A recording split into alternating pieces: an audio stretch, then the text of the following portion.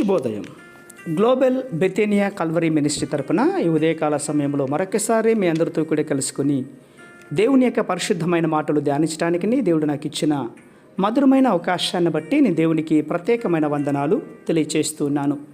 ఈరోజు కూడా పరిశుద్ధమైన వేద గ్రంథంలో నుండి మరొక చక్కటి మాటను చదువుకుందామండి. మార్కు సువార్త 13వ అధ్యాయము 11వ వచనాన్ని నేను చదువుతున్నాను. దయచేసి గమనించండి.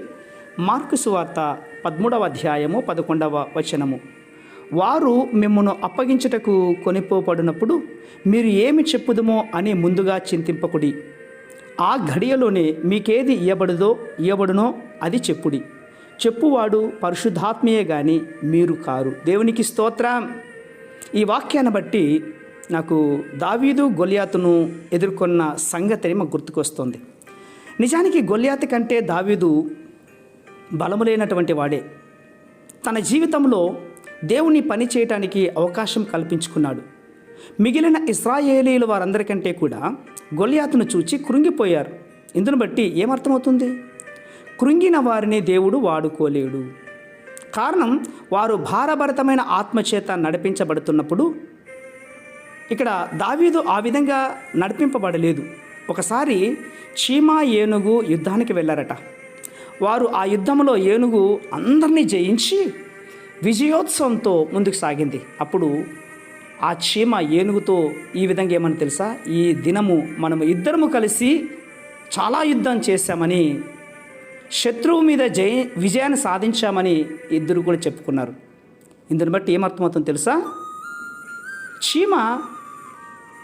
చీమ చిన్నదే. కృంగిపోకుండా దేవునితో కలిసి ఉన్నప్పుడు తప్పకుండా విజయం సాధిస్తాం. అదే దావీదుకు ఉన్నటువంటి గొప్ప సూత్రం.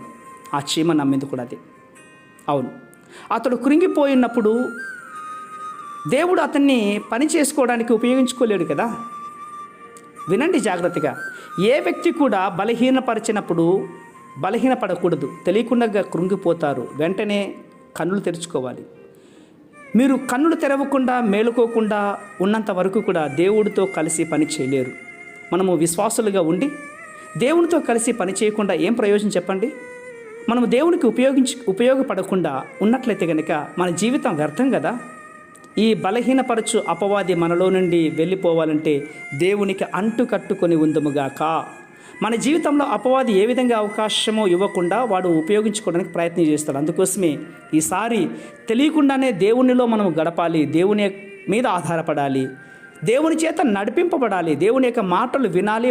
విన్న మాటలు మన జీవితంలో కార్యశుద్ధి చేసుకోవాలి.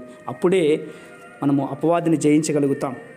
ప్రేమ నమ్మకమైనటువంటి మా ప్రియ పరలోకపు తండ్రి, ఈ మాటలు వింటున్న బిడ్డలు ఏ విషయంలో బలహీనలు కనపడుతుంటున్నారో ఈ ఉదయంలో ఆ బలహీనలను తొలగిపోయి అపవాదిని ఓడించే బలమును బిడ్డలకు అనుగ్రహిస్తున్నందుకే స్తోత్రాలు అర్పించుకుంటూ చిన్న ప్రార్థనను మా రక్షకుడిని యేసయ్య నామమున అడిగి వేడుకొని పొందుచున్నాం మా తండ్రి.